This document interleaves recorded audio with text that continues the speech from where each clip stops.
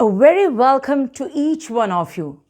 Now, जैसे मैंने आपको पास्ट में प्रॉमिस किया था कि हम इंग्लिश में सब कुछ करने वाले हैं, in fact class 9th 10th 11th 12th CBSE Bihar board each and everything.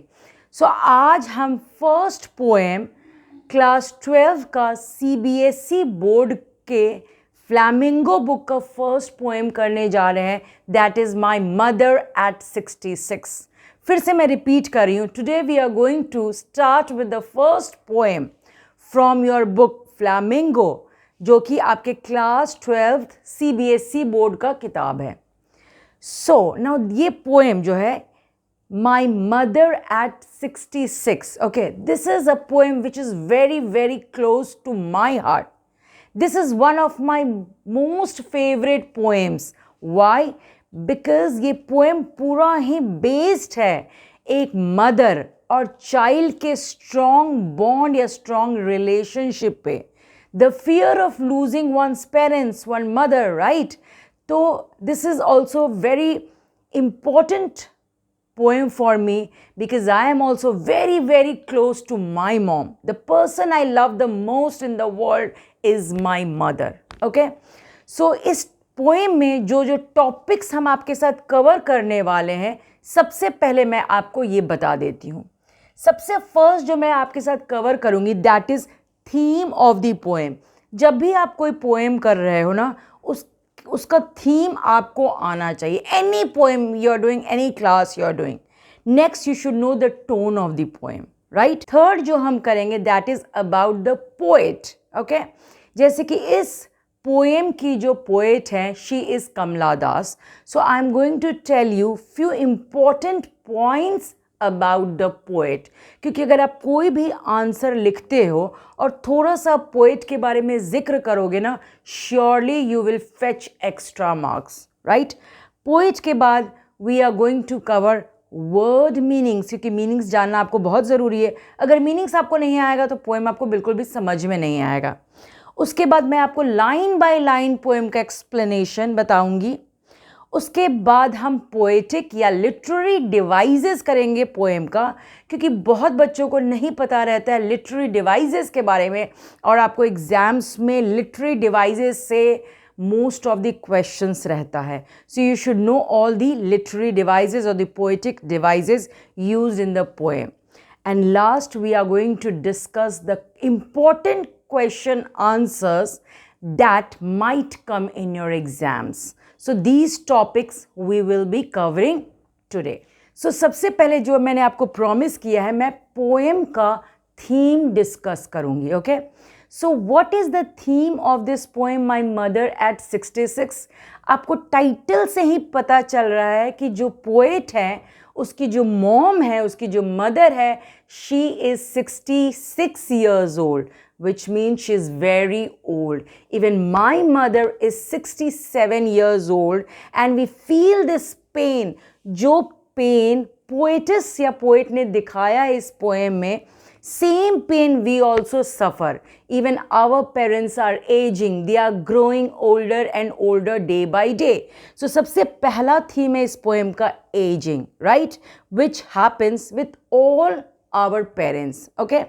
Second इसका थीम है the strong and the you can say the strong and the close bond between a mother and her child. इसका second theme है. Third इसका theme है जो हमेशा हमें, जब हमारे parents when they grow old ना, we in fact continuously always every time we suffer from this fear. किस चीज़ का फियर रहता है? fear of loss and fear of separation, right? So ये थर्ड इसका थीम है, क्योंकि जो पोएट है उनके मन में डर है कि कब उनकी mom she is going to die. And the fourth theme is accepting the harsh reality of life, that is death. In fact जो पोएटेस हैं या पोएट है कमला दास, ये एक्सेप्ट कर रही हैं कि उनकी मॉम का एज ऑलरेडी डेथ का हो गया है. Any time the death can knock at her door. So these are the themes of the poem. Next हम लोग डिस्कस करेंगे tone of the poem. Now अगर आप 10th में अगर एक पोएम पढ़े होगे अमांडा, जो अमांडा की जो मॉम होती है ना, वो बार बार अपने बच्चे को, अपनी डॉटर को, अमांडा को नैग करती हैं, तो उस पोएम का क्या क्या टोन है? अथॉरिटेटिव है। कुछ पोएम्स का एंगर रहता है, कुछ का सॉरो रहता है। सो अलग अलग टोन, टोन मीन्स मूड। तो इस पोएम का जो टोन है that is pensive and sorrowful. Pensive का मतलब होता है थॉटफुल, एंड सॉरोफुल का मतलब आप जानते ही हो, full of sorrow, full of grief, right? We have discussed the theme of the poem and the tone of the poem, right? अब हम लोग डिस्कस करेंगे about the poet. So I'm going to tell you few important lines about our poet of this poem, My Mother at 66, who is Kamla Das. So let us know few lines about her. So Kamla Das was born on 31st of March 1934 in Kerala. So Kamla Das का जन्म जो हुआ था वो 31 मार्च को 1934 में केरला में हुआ था. And she was an Indian poet. So वो एक इंडियन पोएट थी. Apart from being a poet, she was also a novelist and a short story writer. So remember, she was an Indian poet, novelist and a short story writer, and she was popularly known by her pen name Madhavi कुटी. सो ये माधवी कुटी आपको याद रहना चाहिए क्योंकि उन्होंने बहुत सारे अपने जो स्टोरीज़ है एंड नॉवेल्स है उसको अपने इस नाम से लिखा है. पेन नेम का मतलब होता है कि जिस नाम से वो अपने पोएम्स को या स्टोरीज़ को पब्लिश कराई हैं. थर्ड पॉइंट है, she wrote novels and short stories in Malayalam and her poems in English. So वो जनरली अपना नॉवेल्स और शॉर्ट स्टोरीज मलयालम में लिखती थी और अपना पोएम्स इंग्लिश में लिखती थी. ओके, नेक्स्ट पॉइंट है, और you can see the fourth point, she wrote on various topics. उनका बहुत सारे टॉपिक्स रहता था, इंक्लूडिंग विमेंस इश्यूज, क्योंकि मोस्ट ऑफ द पोएम्स है उनका विमेन पे बेस्ड है. सेकेंड, चाइल्ड केयर, बच्चों का केयर कैसे करते हैं. And next is politics. So remember, she wrote on various topics including women's issues, child care, politics, etc. Yes, अगर आप किसी भी पोएट के बारे में अगर जान रहे हो ना, तो उनका कुछ नोटेबल वर्क्स या कुछ पॉपुलर वर्क्स, फेमस वर्क्स आपको जानना ज़रूरी है. So some of her famous works are, the first one is summer in Calcutta. क्यों? क्योंकि कैलकटा में भी वो कुछ टाइम अपना चाइल्डहुड बिताई थी वहाँ पे.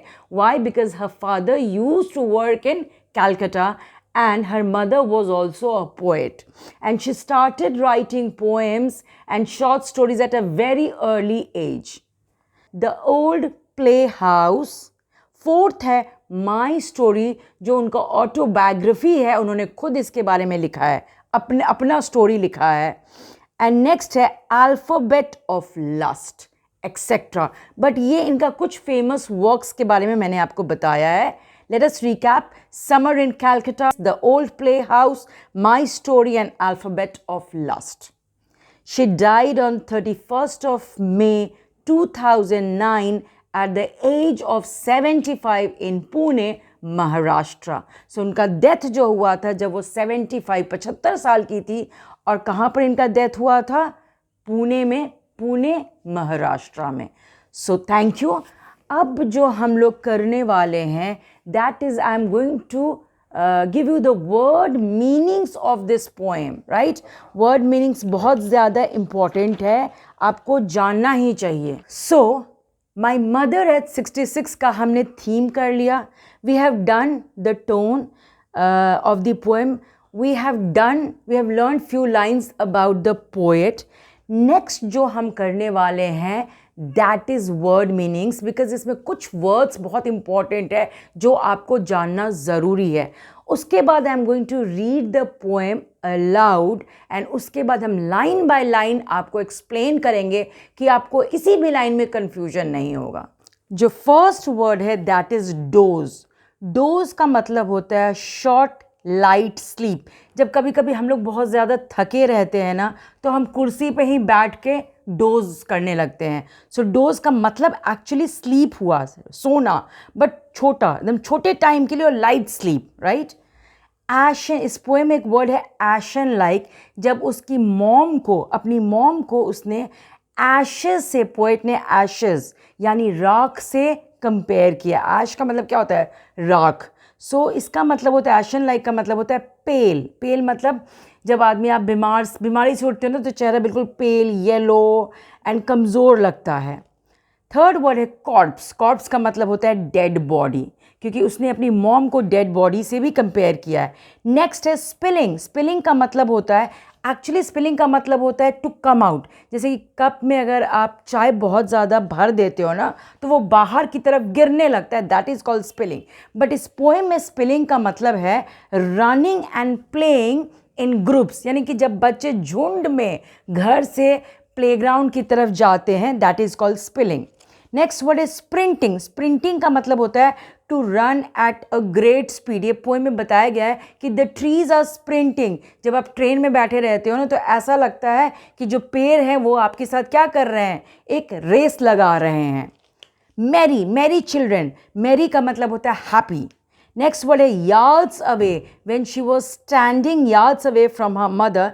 यार्ड्स का यहाँ मतलब है एरिया और लैंड. ओके. नेक्स्ट है फमिलियर. फमिलियर पेन जब पोएम में बताया गया है, फमिलियर मीन्स जो पहले से जाना पहचाना है, that is called well known. Next है एक. I think this is a very common word, आपको पता ही होगा, दर्द या पेन. ओके. एंड नेक्स्ट है वैन. वैन का मतलब होता है pale, weak, colourless. Okay. So thank you.